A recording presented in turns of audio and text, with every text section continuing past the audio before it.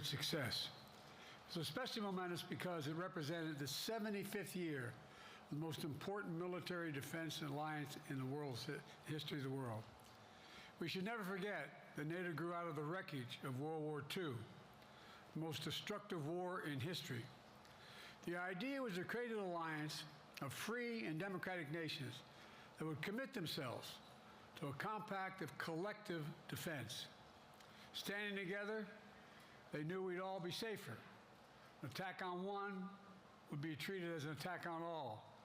And it's worked because a would-be aggressor knows if they attack one of us, they'll be attacked by all of us. Sending that message is the best way to deter aggression and prevent wars in the first place. For those who thought NATO's time had passed, they got a rude awakening when Putin invaded Ukraine.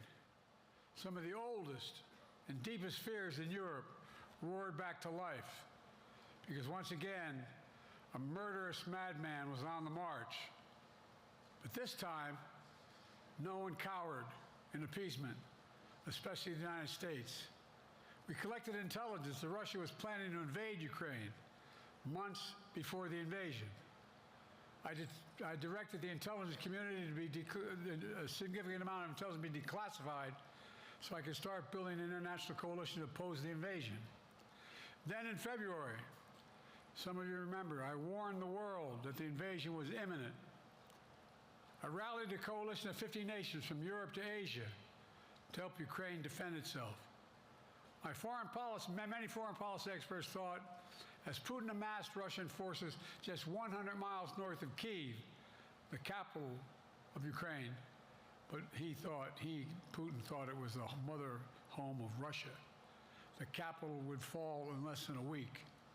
But the Ukrainian people, backed by a coalition to help build, stopped them. Today, Kyiv still stands, and NATO stands stronger than it has ever been.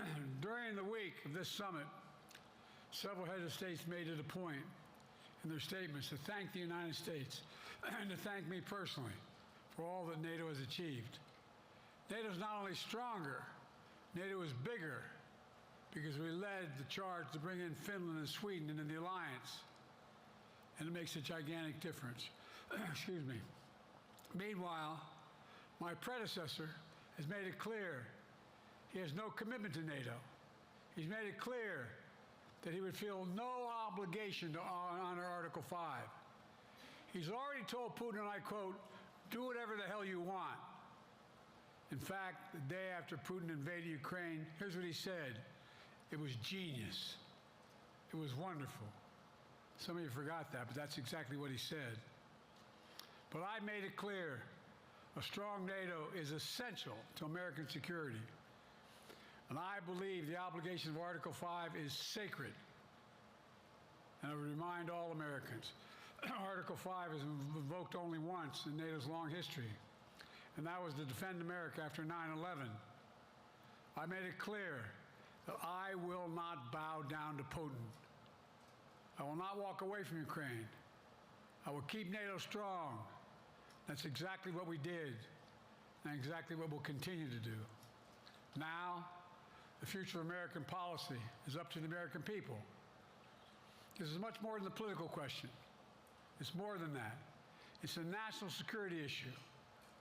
Don't reduce this to the usual testament that people talk about, issues of being a political campaign.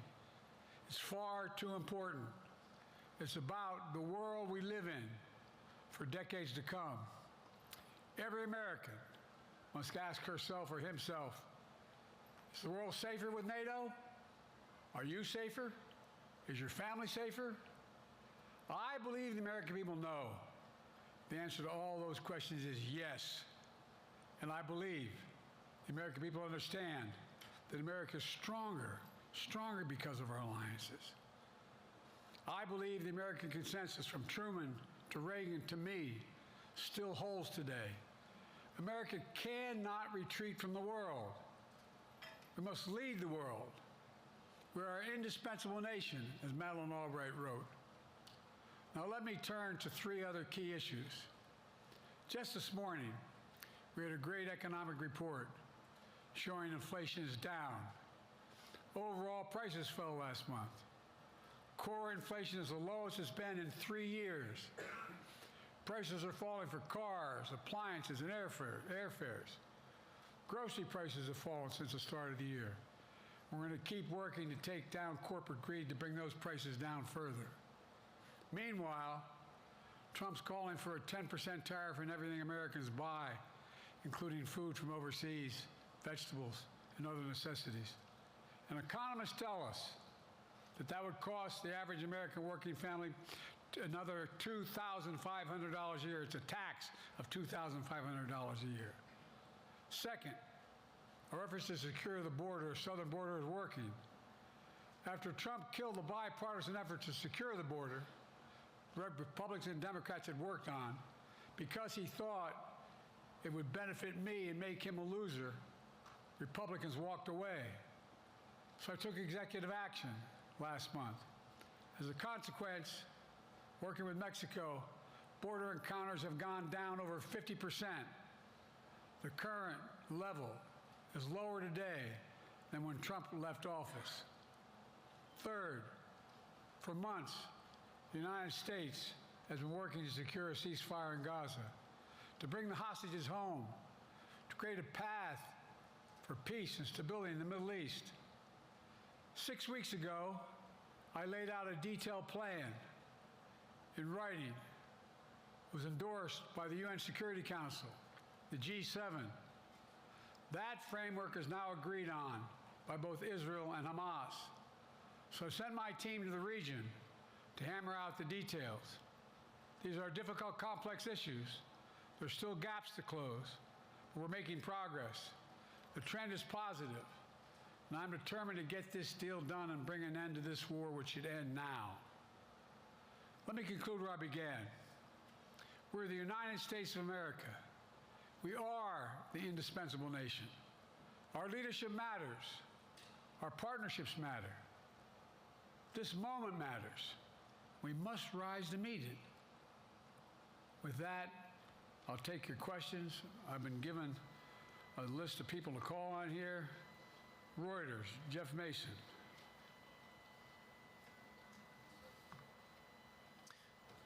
Mr. President, your political future has hung over the NATO summit a little bit this week. Speaker Pelosi made a point of suggesting that your decision on whether to stay in the race was still open. George Clooney and a handful of lawmakers have called on you to step aside. Reuters is reporting tonight that UAW leadership is concerned about your ability to win. UAW just endorsed me, but go ahead. Thank you. My question for you is, how are you incorporating these developments into your decision to stay? And separately, what concerns do you have about Vice President Harris's ability to beat Donald Trump if she were at the top of the ticket?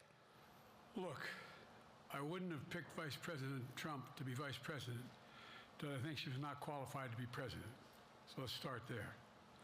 Number one, the fact is that the consideration is that I think I'm the most qualified person to run for president. I beat him once, and I will beat him again. Secondly, the idea, I served in the Senate a long time. The idea that senators and congressmen running for office worry about the ticket is not unusual. And I might add, there are at least 5 presidents running or incumbent presidents who had lower numbers than I have now, later in the campaign. So there's a long way to go in this campaign. And so I'm just going to keep moving, and because, look, I got more work to do. We've got more work to finish. There's so much, we made so much progress. Think about it. Think about where we are economically relative to the rest of the world. Name me a world leader who wouldn't want to trade places with our economy. We've created over 800,000 manufacturing jobs, 1.5 million jobs. I mean, so things are moving. We got more to go. Working class people still need help. Corporate greed is still at large. Their prices, the corporate profits have doubled since the pandemic. They're coming down, and so I'm optimistic about where things are going. Danny Kemp, AFP. Thanks. Thank you, Mr. President. I wanted to ask you about your, you mixed up Presidents Zelensky and Putin earlier today. And you now have sort of your key allies, including the British Prime Minister, the President of France, the German Chancellor having to step in and make excuses for you on that. And officials here are saying off the record that your decline has become noticeable. Hasn't this now, frankly, become damaging for America's standing in the world? Thank you. Did you see any damage to our standing in my leading this conference? Have you seen a more successful conference? What do you think? And the Putin piece, I was talking about Putin, and I said, and now, at the very end, I said, here, I mean, Putin, I said, no, I'm sorry, Zelensky. And then I added 5 other names. Look, guys, the idea anybody suggests that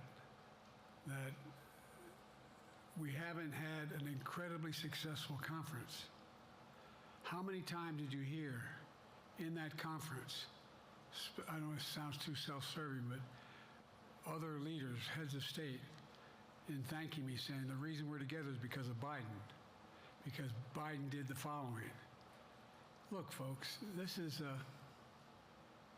well, anyway, I thought it was the most successful conference I've attended in a long time, and find me a world leader who didn't think it was. Next one, Nancy Cordes, CBS. Thank you, Mr. President. You mentioned other instances in history where presidents have faced a challenge, but what makes this moment in history so unique is that it is not your enemies who are calling on you to reconsider your decision to stay in the race. It's your friends, supporters, people who think you've done a great job over the past 4 years. Have you spent time thinking about what it would mean for your legacy, which you've worked decades to build, if you stay in the race, despite the concerns that voters say they have, and you lose to someone who you yourself have argued is unfit to return to the Oval Office? Well, look, I'm not in this for my legacy. I'm in this to complete the job I started. As you recall, understandably, many of you and many economists thought my initial initiatives that I put forward, can't do that, it's going to cause inflation, things are going to skyrocket, the debt's going to go up. What are you hearing now from mainstream economists? 16 economic Nobel laureates said I've done a hell of a job. That under my plan so far and what's going to happen in the future if I'm reelected, that things are going to get much better. Our economy is growing. I was determined when I got elected to stop the trickle-down economic theory, that if the wealthy did very well, everybody else would do well. My dad was a well-read, decent guy. I don't remember much trickling down on his kitchen table. Middle-class people and working-class people need help. And so what happened is I decided to implement, was able to implement as president, what I believed when I was a senator. And that is that the way to build this economy is from the middle out and the bottom up. That way we grow the economy. And the wealthy still do very well. They do fine. And guess what? Find me a mainstream economist who said we haven't done well.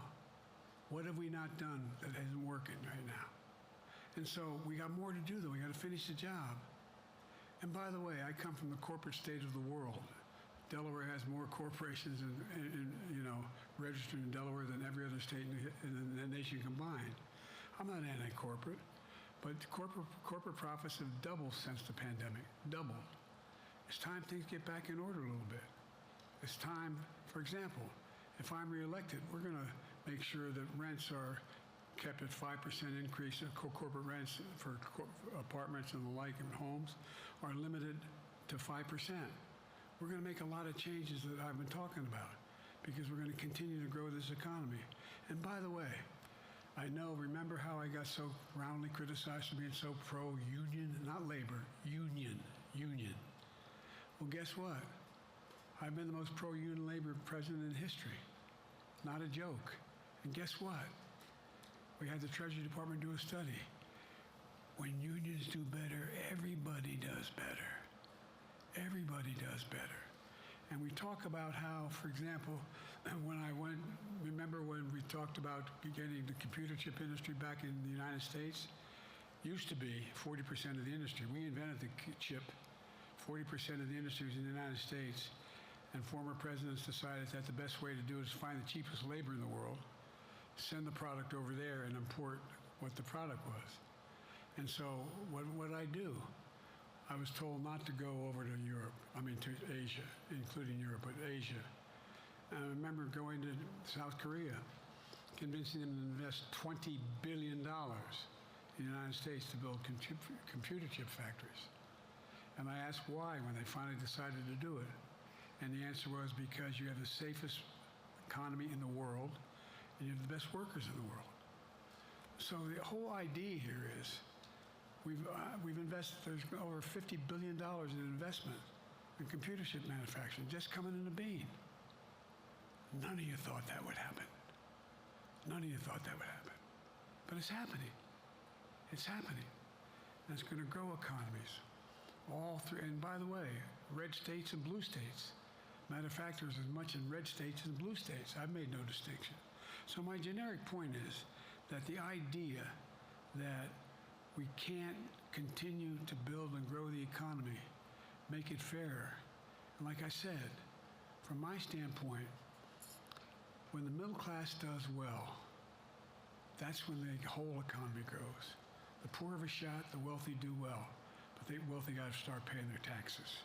As a follow-up, sir, you mentioned that your Vice President Kamala Harris would be ready to serve on day one. Can you elaborate on that? What is it about her attributes and her accomplishments over the last 4 years that make her ready to serve on day one if necessary? First of all, the way she's handled the issue of freedom of women's bodies to have control over their bodies. Secondly, her ability to handle almost any issue on the board. This was a hell of a prosecutor. She was a first-rate person, and in the Senate, she was really good. I wouldn't have picked her unless I thought she was qualified to be president. From the very beginning, I made no bones about that. She is qualified to be president. That's why I picked her. Felicia Schwartz, Financial Times. Thank you, Mr. President. Presidency is the most straining job in the world, and it's 24/7. How can you say you'll be up for that next year, in 2 years, in 4 years, given the limits you've acknowledged that you have today? The limits I've acknowledged I have? There's been reporting that you've acknowledged that you need to go to bed earlier and your evening around 8. That's not true. Look, what I said was, instead of my every day starting at 7 and going to bed at midnight, it'd be smarter for me to pace myself a little more. And I said, for example, the 8, 7, 6 stuff, instead of starting the fundraiser at 9 o'clock, start at 8 o'clock. People get to go home by 10 o'clock. That's what I'm talking about. I'm not talking about, and if you looked at my schedule since I made that stupid mistake in the campaign, in the debate, I mean, my schedule has been full bore. I've done, where's Trump been? Riding around in his golf cart, filling out his scorecard before he hits the ball? I mean, look, he's done virtually nothing. And I have, I don't know how many, don't hold me to it, roughly 20 major events. Some of them with thousands of people showing up. And so I just think it's better. I always have an inclination, whether I was playing sports or doing politics, just to keep going, not stop. I just got to just pace myself a little more. Pace myself. And the next debate, I'm not going to be traveling into 15 time zones a week before. Anyway, that's what it was about. That's what it was about. And by the way, even with that, I love my staff, but they add things all the time. At the very end, I'm catching hell from my wife for that. Anyway,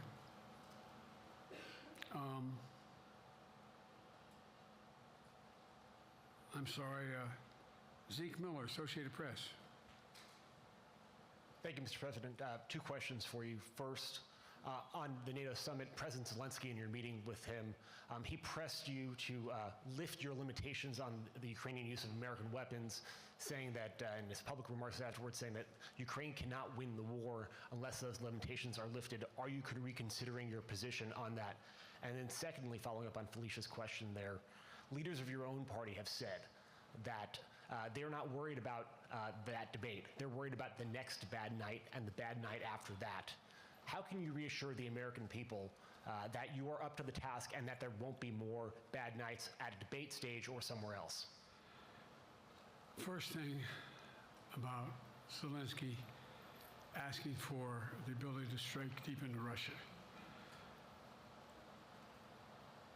We've allowed Zelensky to use American weapons in the near term, in the near or abroad, into Russia. Whether or not he should be attacked. For example, should Zelensky, he's not. But if he had the capacity to strike Moscow, strike the Kremlin, would that make sense? It wouldn't. The question is, what's the best use of the weaponry he has, and the weaponry we're getting to him? I've gotten a more long-range capacity, as well as defensive capacity. And so our military is where I'm following the advice of my commander-in-chief, the chief of staff of the military, as well as the Secretary of Defense and our intelligence people. And we're making a day-to-day basis on what they should go, how far they should go in.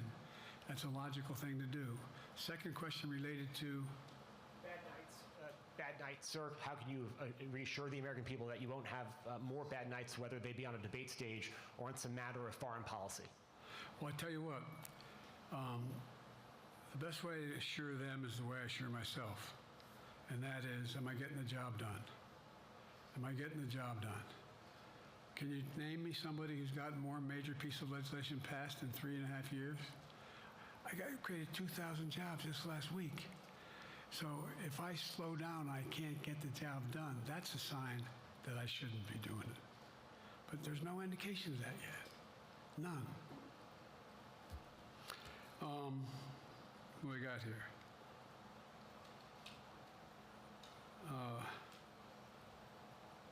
Merrick, Pulaski Radio. Thank you, Mr. President. How are you? I'm well. The elections in the US have consequences around the world. You have pretty high standing in Europe. I just asked President Macron about you, and he said we are happy to have him as the President of the United States. But there is a concern. Many people in Poland and across Europe are worried that the former president may win the election. And there's a lot of concern that Donald Trump may weaken NATO, stop supporting Ukraine, or push Ukraine to give up territories to Russia. They're correct. And yourself was warning just 2 minutes ago about it. So my question is, do you think that Europe will be left on its own if Donald Trump wins the election?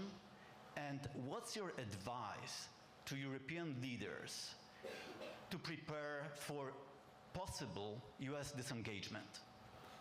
Well, look, I think, how can I say this without sounding too self-serving? I'm not having any of my European allies come up to me and say, Joe, don't run. What I hear them say is, you've got to win. You can't let this guy come forward. It'd be a disaster. It'd be a disaster. I mean, I think he said in one of his rallies, don't hold me to this, recently, where NATO, I just learned about NATO, or something to that effect. Foreign policy has never been his strong point. And he seems to have an affinity to people who are authoritarian. That worries, as I tell you from Poland, that worries Europe. That worries Poland. And nobody, including the people of Poland, think that if he wins in Ukraine, he's going to stop in Ukraine, that that's going to be the end of it. And so What I can say is, I think I'm the best qualified person to do the job, to make sure that Ukraine does not fall, that Ukraine succeeds, that the European alliance stays strong. You may recall, no one was talking about Finland joining NATO.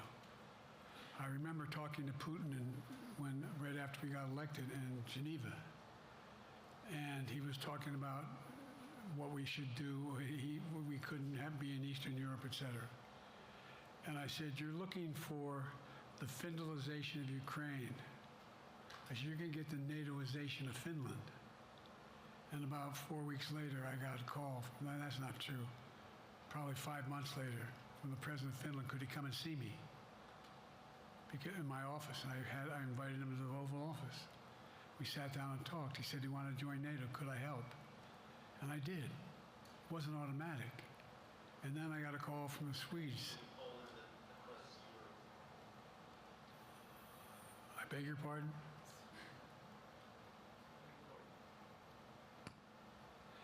And so Finland joined NATO. 800-mile border is a significant, and they were already allies, but they weren't part of NATO. And you heard, I think you heard, maybe, I can't recall whether he said it publicly or in a closed meeting, but he wouldn't mind it being repeated. He said, we decided in Finland, the people of Finland decided they had to be part of NATO. It was in our interest because of the joint ability to be together, to dissuade any attack on Finland.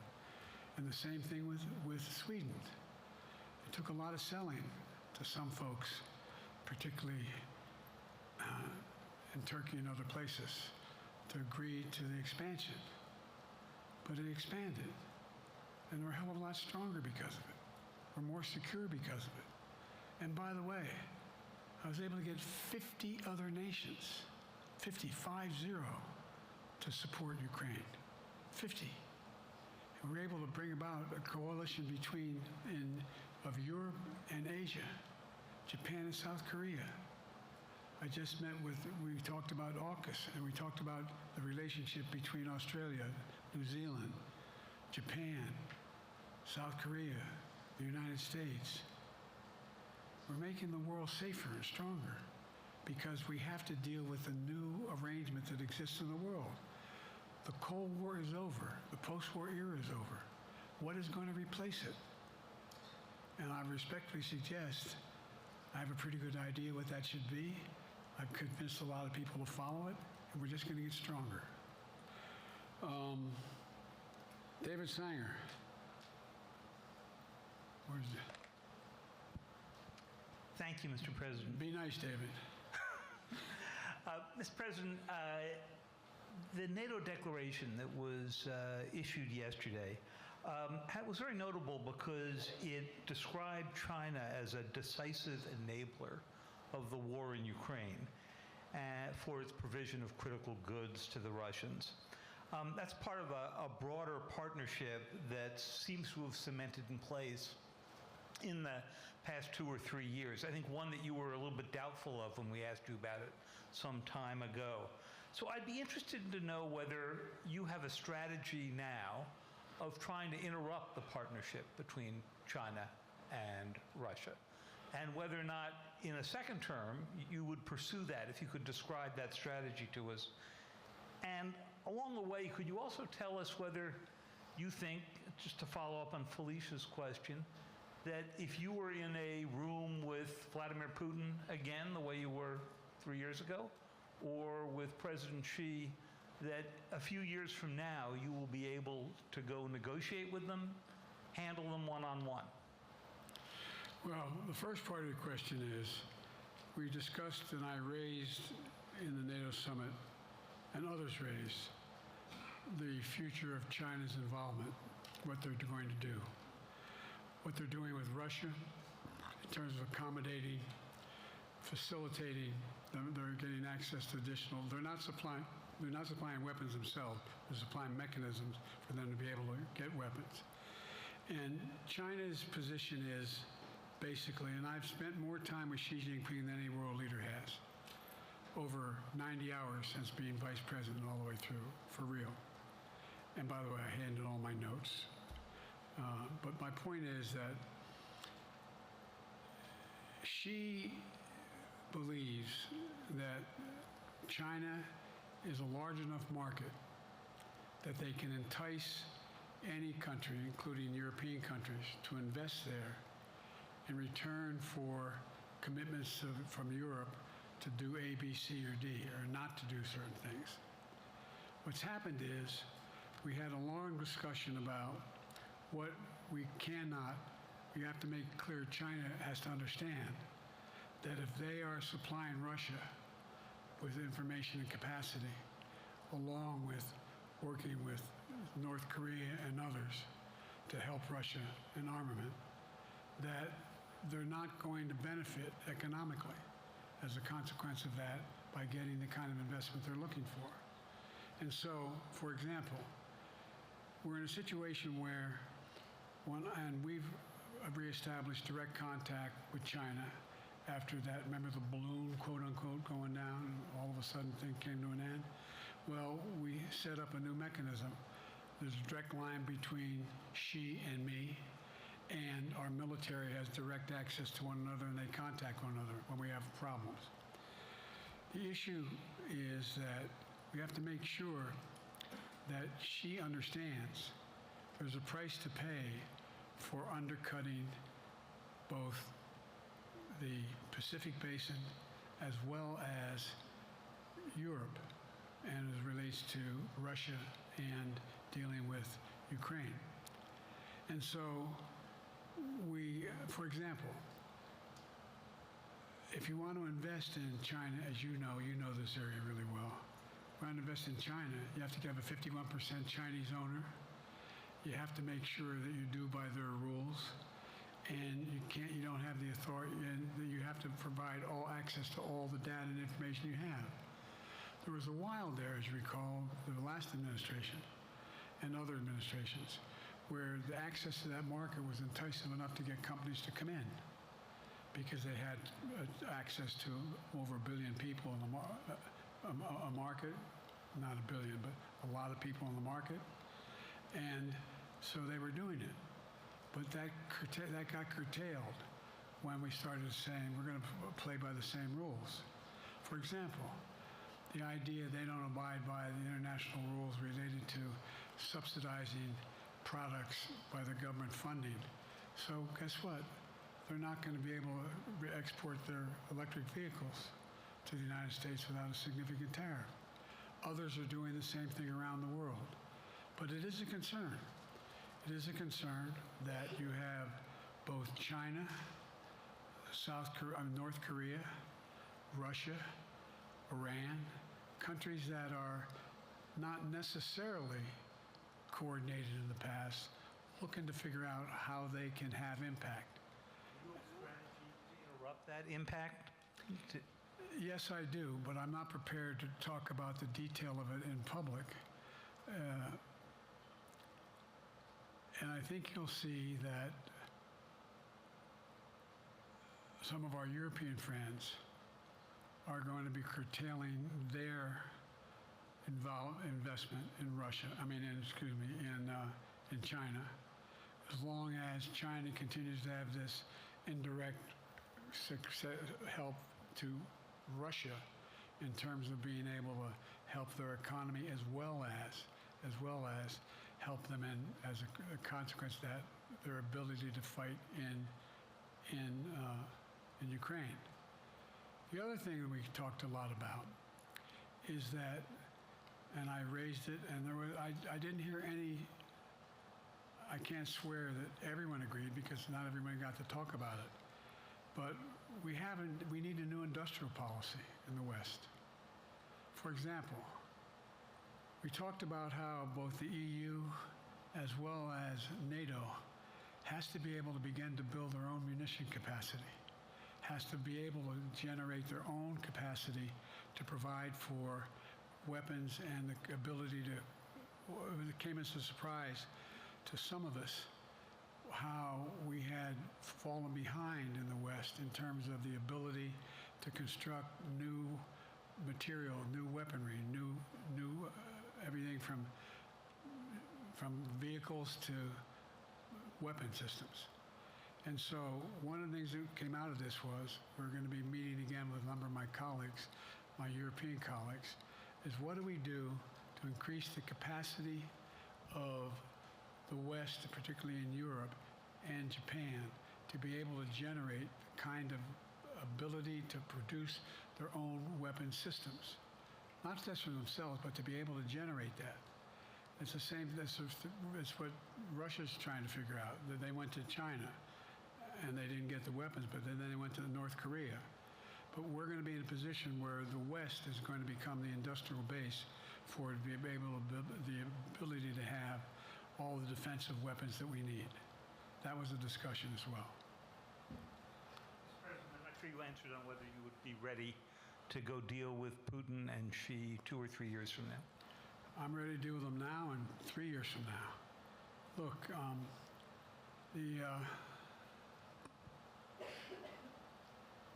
like I said, I'm dealing with Xi right now and direct contact with him.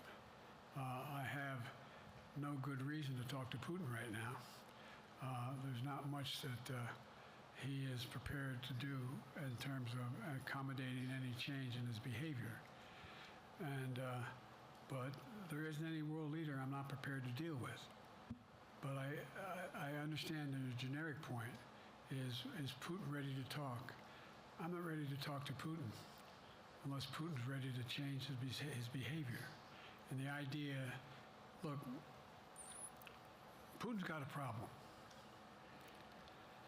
First of all, in this war that he is supposedly have won, and by the way, I think, don't hold me to the exact number, but I think that Russia had 17.3% of Ukraine that they've conquered. Now it's 17.4. I mean, in terms of percentage of territory. They've not been very successful. They've caused horrible damage and loss of life, but they've also lost over 350,000 troops, military, killed or wounded. They have over 1 million people, particularly young people with technical capability, leaving Russia because they see no future there. They've got a problem. But what they do have control of is they are very good at controlling and running the public outcry that relates to how they use mechanisms to communicate with people. They lie like hell to the constituencies. They lie like hell about what's going on. And so the idea that we're going to be able to fundamentally change Russia in the near term is not likely. But one thing for certain, if we allow Russia to succeed in Ukraine, they're not stopping in Ukraine. I recommend, I know you know this because you've written about it, read Putin's speech after they moved in, what it was all about in Kyiv. It wasn't about just, anyway, read what his objective is. And anyway, but so I think that I'm prepared to talk to any leader who wants to talk, including if Putin called me and wanted to talk. Last time I talked to Putin was trying to get him to work on an arms control agreement related to nuclear weapons in space. That didn't go very far. So my point is, I'm prepared to talk to anybody, but I don't see any inclination. There is an inclination on the part of the Chinese to keep in contact with me because they're not sure where this all goes. And look what's happened in Asia. We have strengthened the Asian Pacific area more than anyone else has. We just put together with, today I brought on, I asked our NATO allies that we bring on the group from the South Pacific, Australia, New Zealand, Japan, Australia. I already mentioned Australia. And I met twice now, I think, with the 14 leaders of the Pacific Island nations. And we've slowed down what's going on there. We've slowed down China's reach. But there's a lot of work to do. This is a moving target, and I don't take it lightly. Assam from NPR. Thank you, Mr. President. Asma Khalid with NPR. I have two questions. Earlier, you spoke about the ceasefire plan between Israel and Hamas. We're now looking at 10 months of war, and I'm curious if there's anything that you feel personally you wish you would have done differently over the course of the war. And then secondly, if I may, I wanted to ask you about your presidential campaign. I remember covering your campaign in 2020, and there was a moment where you referred to yourself as a, quote, bridge candidacy, a transition to a younger generation of leaders. I want to understand what changed. Two things. Let's go back to when you talked about would I have changed anything that's happening with Israel and the Palestinians and the Palestinian movement. The answer is, as you recall, from the very beginning, I went to Israel, but I also got immediate contact with al-Sisi in Egypt. I met with the King of Jordan.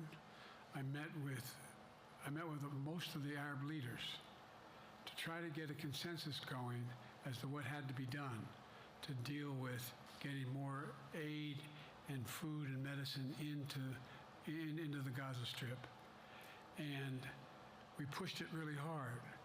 And Israel occasionally was less than cooperative, number one. The Israeli War Cabinet, I've been dealing with Israel since Golda Meir. Some of the reporters around here cover me all the time have heard me say this. The first time I met with Golda Meir, I sat across from her at her desk, and her assistant was Rabin sitting next to me. That's how far back I go. I know Israel well, and I support Israel. But this war cabinet is one of the most conservative war cabinets in the history of Israel. And there's no ultimate answer other than a two-state solution here. And so what was able to be done in terms of the plan I put together was it would be a process for a two-state solution. And we get the Arab nations to, particularly from Egypt all the way to Saudi Arabia, to be in a position where they would cooperate in the transition so that they could keep the peace in Gaza without Israeli forces staying in Gaza. The question has been from the beginning, what's the day after in Gaza?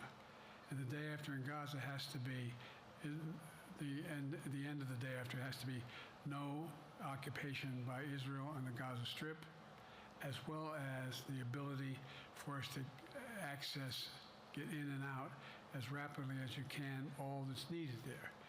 I've been disappointed that some of the things that I've put forward have not succeeded as well, like the port reattached from Cyprus.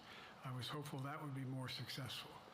But that's why when I went to Israel immediately after the massacres that occurred at the hands of Hamas, the one thing I said to the Israelis, and I met with the War Cabinet and with Bibi, don't make the same mistake America made after bin Laden. There's no need to occupy anywhere. Go after the people who did the job. You may recall, I still get criticized for it, but I was totally opposed to the occupation and trying to unite Afghanistan. Once we got bin Laden, we should have moved on, because it was not no one's ever going to unite that country. I've been over every inch of that, not every inch, the entirety from the poppy fields all the way to the north. I said, don't make the same mistake we made. Don't think that's what you should be doing, is doubling down. We'll help you find the bad guys, Sinwar and company. And all this criticism about I wouldn't provide when the weapons they needed. I'm not providing them 2,000-pound bombs. They cannot be used in Gaza or any populated area without causing great human tragedy and damage. But remember what happened when you had the attack on Israel with rockets and ballistic missiles. I was able to unite the Arab nations as well as Europe, and nothing happened. Nothing got hurt. It sent an incredible lesson to what was going on from the Middle East. So there's a lot of things, in retrospect, I wish I had been able to convince the Israelis to do. But the bottom line is we have a chance now. It's time to end this war. It doesn't mean walk away from going after Sinwar and Hamas. And if you notice, you know better than most, there is a growing dissatisfaction on the West Bank from the Palestinians about Hamas. Hamas is not popular now. And so there's a lot of moving parts. I just have to keep moving to make sure that we get as much done as we can toward a ceasefire, and get those. And by the way, look at the numbers in Israel. I mean, my numbers are better in Israel than they are here. But then again, they're better than a lot of other people here too. But anyway. Bridge candidacy in 2020, you referred to yourself as being a bridge candidate for a younger, fresher generation of Democratic leaders, and I wanted to know what changed. What changed was the gravity of the situation I inherited in terms of the economy, our foreign policy, and domestic division. And I think, I won't put words in anybody's mouth. Most presidential historians give me credit for having accomplished more than most any president since Johnson and maybe before that to get major pieces of legislation passed. And what I realized was my long time in the Senate had equipped me to have the wisdom to know how to deal with the Congress to get things done. We got more major legislation passed that no one thought would happen. And I want to finish it, to get that finished. If tomorrow, if we had a circumstance where there was a lineup and I hadn't inherited what I did and we just moved things along, anyway, it's going to change. Last question. Haley Bull, Scripps. Or no, Josh Weingrove, I'm sorry, was the next one. I'll do two more questions. Thank you, Mr. President. Many of your colleagues, Democrats on the Hill, are watching tonight as they assess what they want to say about your candidacy. I'm wondering how you're thinking of this right now. It seems like your answer is clear, but they're watching how things go tonight, tomorrow in Michigan, next week in Texas and Nevada. Are you thinking that way about how the next week or two goes would inform your... Am I using that way, you said? Are you thinking that way about how the next 2 weeks go? Will that affect your decision, or are you fully determined on running in November as the party's nominee? I'm determined on running, but I think it's important that I allay fears by let them see me out there. Let me see them out, for the longest time it was, Biden's not prepared to sit with us unscripted. Biden's not prepared to, anyway. And so what I'm doing is, and I've been doing, I think we've done over 20 major events, from Wisconsin to North Carolina to demonstrate that I'm going out in the areas where we think we can win, where we can persuade people to move our way, or people are already there. And here, look, the other thing is, we have the most extensive campaign organization of anybody's had in a long, long time. We have well over 1,000 volunteers knocking on doors, making phone calls, making tens of thousands of phone calls. We have headquarters, I forget exactly how many, I don't want to cite a number and then find out I'm off, but we have scores of headquarters in all the toss-up states. We're organized, we're moving, and that's awful hard to replace in the near term.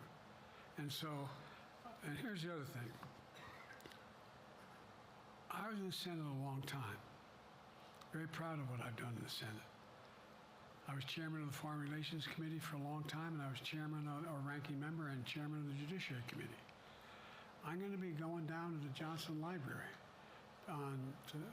Anyway, I'm going to be going around making the case of the things that I think we have to finish and how we can't afford to lose what we've done or backslide on civil rights, civil liberties, women's rights. There's that little button we have. Control guns, not girls. I mean, the idea we're sitting around, this is where Kamala's so good as well. We're sitting around, more children are killed by a bullet than any other cause of death. The United States of America. What the hell are we doing? What are we doing? We got a candidate saying, promised the NRA, don't worry, I'm not going to do anything. I'm not going to do anything. You got a Supreme Court that is what you might call the most conservative court in American history. This is ridiculous. There's so much we can do still, and I'm determined to get it done. It's about freedom. And by the way, I'll end this. Well, I'm not going to do that. Haley has to come up too. But I remember I made a speech on democracy in Philadelphia at Independence Hall. And I'm not being critical, just observing. The bulk of the press said, what the hell is he talking about that for? Democracy. You did. Democracy is not an issue. Democracy is not an issue. Except the polling data showed 60% of the people knew I was right, thought I was right. I'm not asking you a question. You don't have to answer, obviously. But do you think our democracy is under siege based on this court? Do you think democracy is under siege based on Project 2025? Do you think he means what he says when he says he's going to do away with the civil service, eliminate the Department of Education, make sure, I mean, we've never been here before. And that's the other reason why I didn't, you say, hand off to another generation. I've got to finish this job. I've got to finish this job because there's so much at stake. We've had some discussions over the past few days with your press secretary about the question of health exams, and you said you take a cognitive test every day in this job. Are you open to taking another physical or test before the election? Governor Whitmer of Michigan, for instance, said it wouldn't hurt to take a test. Well, look, two things.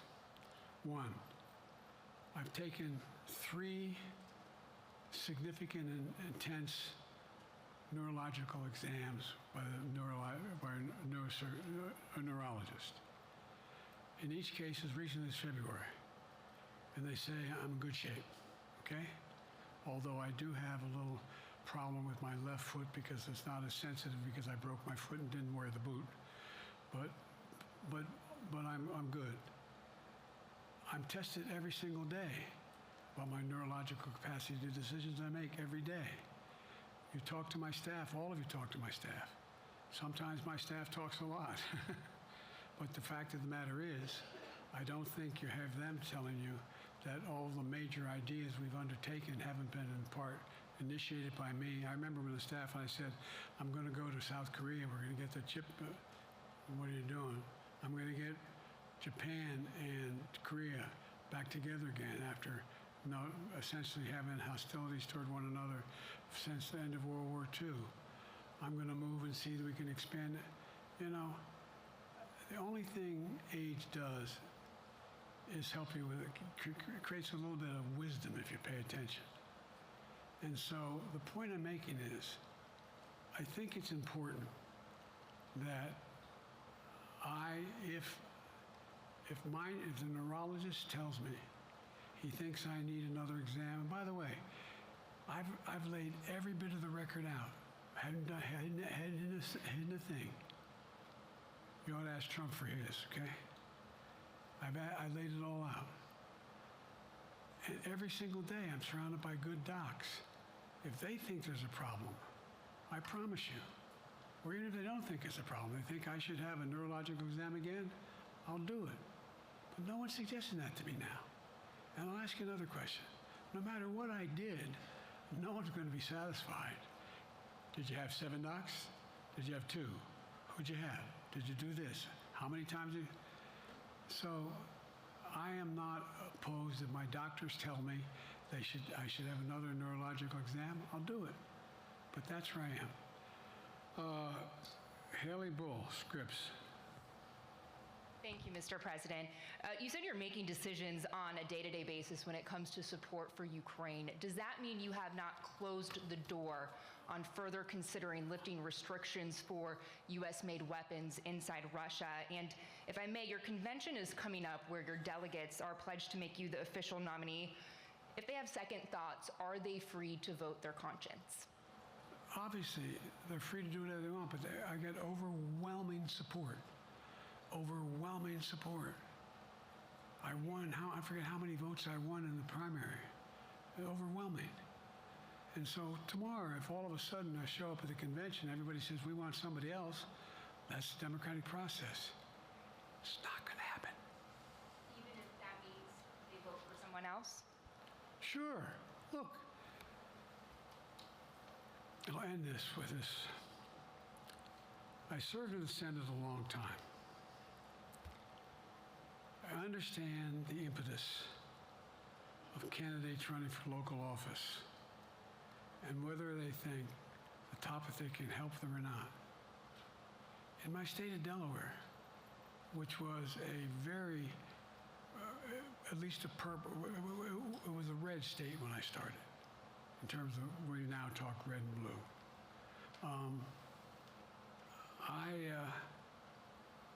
I don't recall most of the Democratic presidents winning my state when I was a candidate. The truth of the matter is I understand the self-interest of a candidate. If they think that, running with Biden at the top is going to hurt them, then they're going to run away. I get it. But so far, go and look at the polling data in their states. Look at the in-depth, and by the way, I think you'd all acknowledge, and you're all experts, I'm not being solicitous about the president, you're experts on this stuff. How accurate does anybody think the polls are these days? I can give you a series of polls where you have likely voters, me versus Trump, where I win all the time. When the unlikely voters vote, he wins sometimes.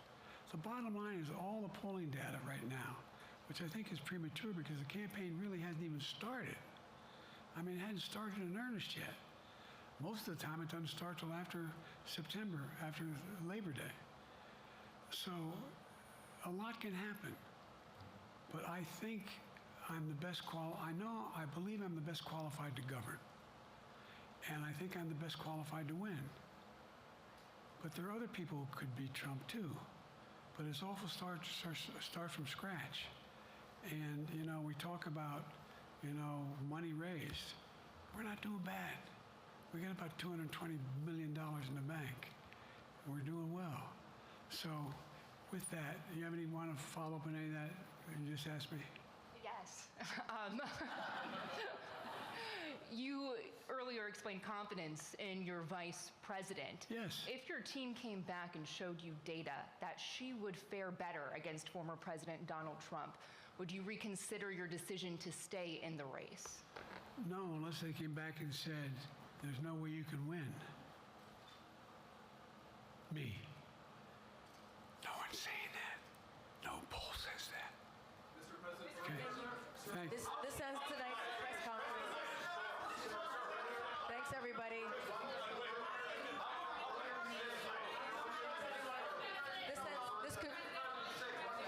This concludes. Respectfully, earlier you misspoke in your opening answer. You referred to Vice President Harris as Vice President Trump. Right now, Donald Trump is using that to mock your age and your memory. How do you combat that criticism from tonight? Listen to him. This concludes tonight's press conference. Thank you,